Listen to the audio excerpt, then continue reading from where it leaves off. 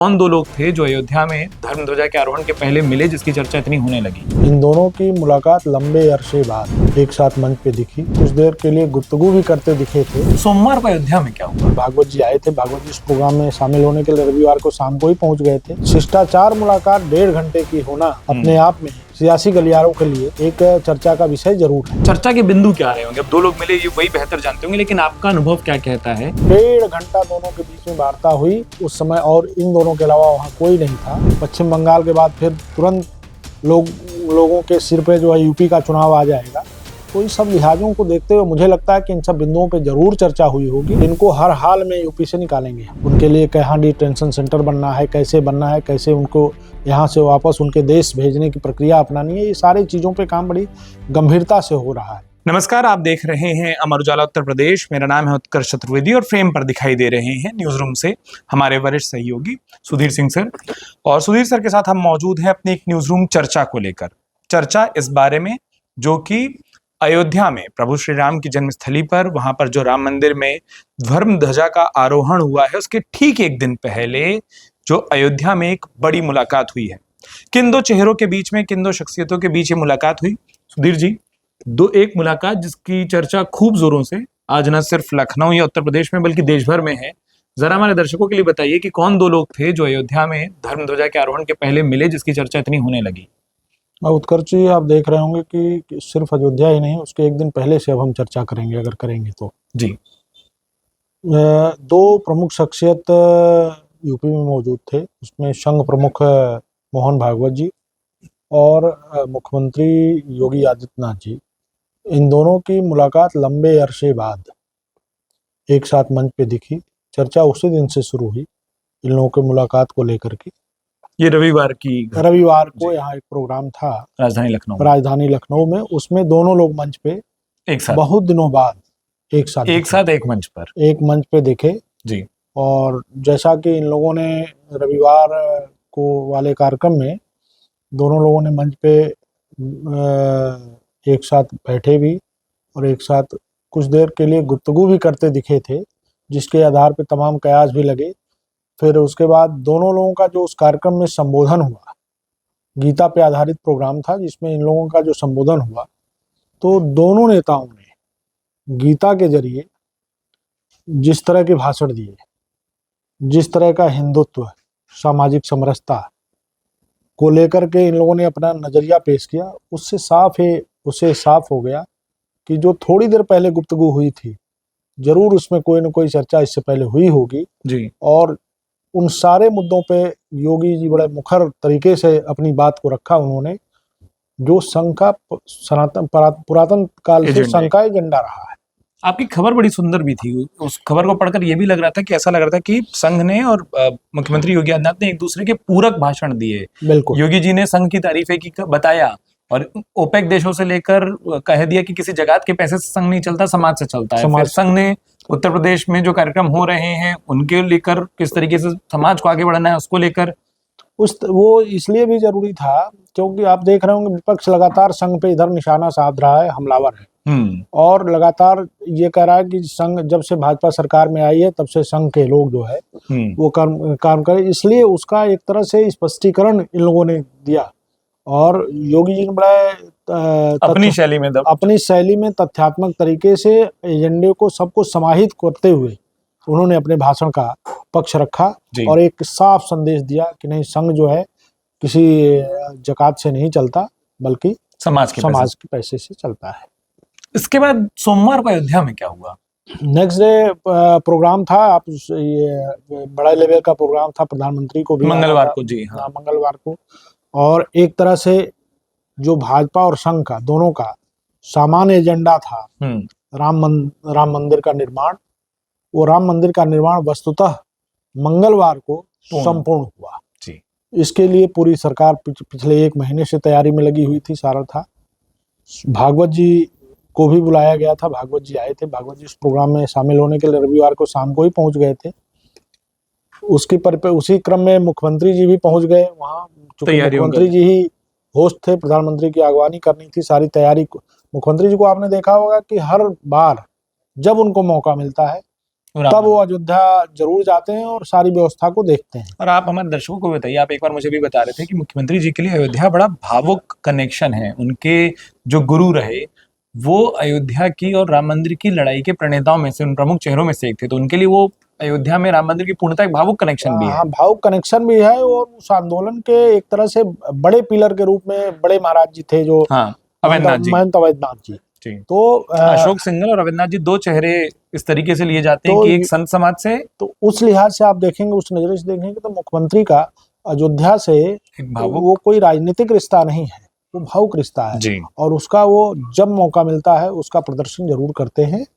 तो गए, अब बात हम उस पर सोमवार की कर लें। तो सोमवार को मुख्यमंत्री जी गए वहाँ। मुख्यमंत्री जी अपना व्यवस्था देख रहे थे, क्या तैयारी हो रही, क्या नहीं तैयारी हुई। इसी बीच मोहन भागवत जी वहाँ सिखों के कार्यक्रम में गए थे। सिख के कार्यक्रम से निपटने के बाद जो मुझे जानकारी मिली, सिख कार्यक्रम से निपटने के बाद भागवत जी भी राम मंदिर पहुंचे पूजा कर अर्चन करने। हाँ। क्योंकि आराध्य है तो वहाँ पूजा अर्चन करने, अयोध्या में है तो पूजा जरूरी है जी। भागवत जी पहुंचे वहाँ। मुलाकात तो दोनों की केवल बस सलाम अभिवादन वाली ही हुई, लेकिन उसके बाद ये बताया गया कि वो अपने दर्शन के बाद चले गए वहाँ संघ का जो साकेत निलयम है वहाँ चले गए।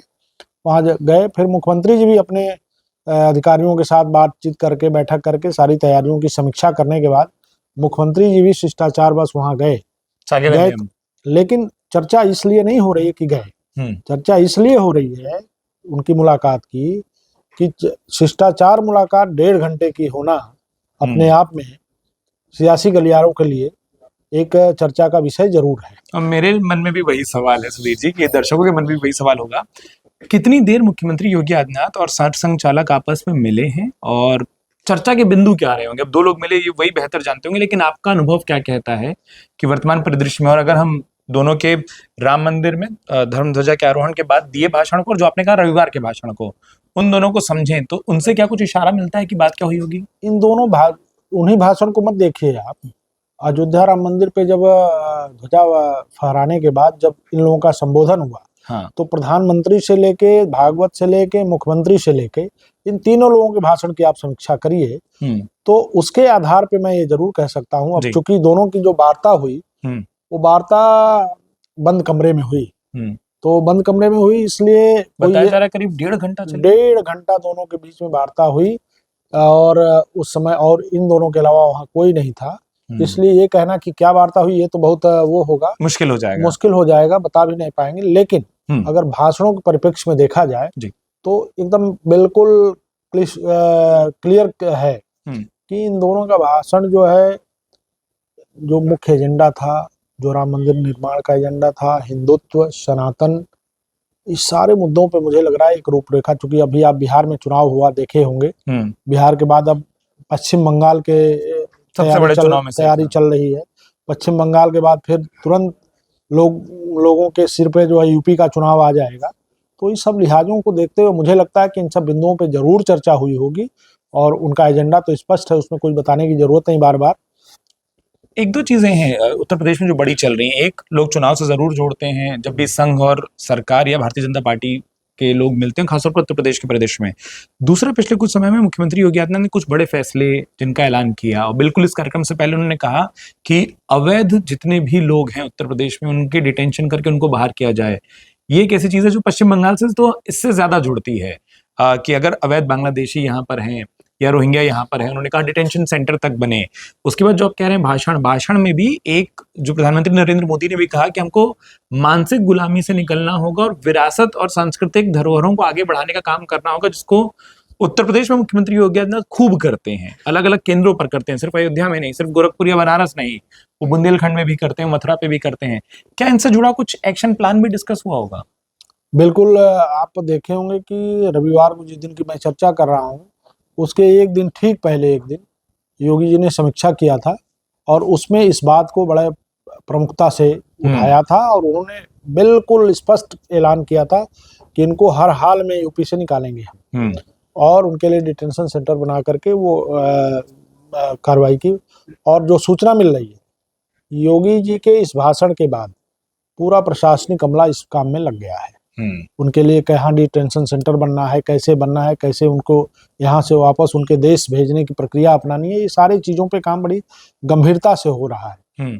और आपको इसको संघ से भी जोड़िए आप। संघ का ये मुद्दा पहले से रहा है। इस मुद्दे का जो उठाने वाला है सबसे पहले संघ ही था कि पहले रोहिंग्या और बांग्लादेशियों अवैध जो बांग्लादेशी हैं इन सबों को यहाँ से मैं इसलिए आपसे ये सवाल पूछा था क्योंकि आप संघ को लंबे समय से कवर भी करते आ रहे हैं। हाँ, तो अब मैं इसलिए बता रहा हूँ कि जैसे इन लोगों का है तो उस पर योगी जी का जो बयान है वो संभवतः संघ प्रमुख रविवार को आए होंगे तो सारे अखबारों में लीड खबरें छपी थी, उसको पढ़े भी होंगे। तो मेरा मानना है कि निश्चित तौर पे इस मुद्दे पे सबसे ज्यादा प्रमुखता से बात हुई होगी और इसका रोड मैप क्या बना होगा क्या नहीं बनेगा ये तो आने वाले समय में पता चलेगा, लेकिन अगले कुछ दिनों में इसका संकेत जरूर मिलने लगेगा, ये मेरा मानना। क्या काशी और मथुरा जैसे पॉइंट डिस्कस हो सकते हैं क्या? हम ये काशी का तो मथुरा बहुत ज्यादा मैं नहीं कह पाऊंगा क्योंकि काशी में तो लगभग ये लोग अपना जो वहाँ कोर्ट की प्रक्रिया चल रही है, खाका है खींच दिया है, लेकिन मथुरा इस समय सबसे ज्वलंत मुद्दा है भाजपा और संघ के दोनों के एजेंडे में।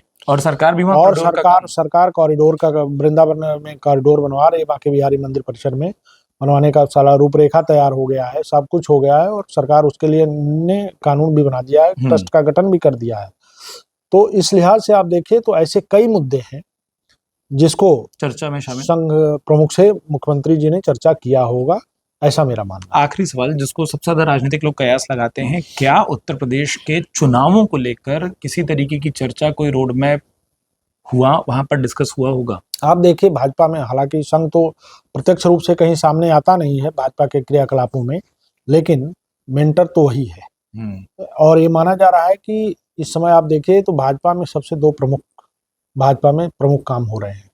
एक तो संगठन का पुनर्गठन होना है, प्रदेश अध्यक्ष का चुनाव होना है, राष्ट्रीय अध्यक्ष का चुनाव होना है, उसमें यूपी के प्रदेश अध्यक्ष का चुनाव होना है, ये बड़ा प्रमुख बात है।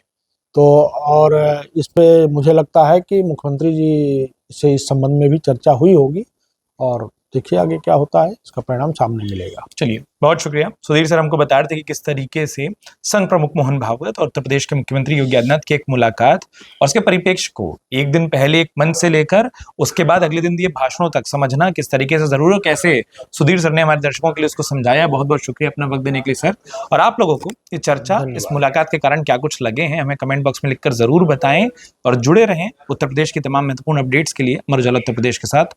अपना वक्त देने के लिए आप सभी का बहुत बहुत शुक्रिया, धन्यवाद। अगर आप ये वीडियो YouTube पर देख रहे हैं तो हमारे चैनल को सब्सक्राइब करें और बेल आइकन को दबाना ना भूलें। अगर आप Facebook पर ये वीडियो देख रहे हैं तो हमारे पेज को लाइक करें।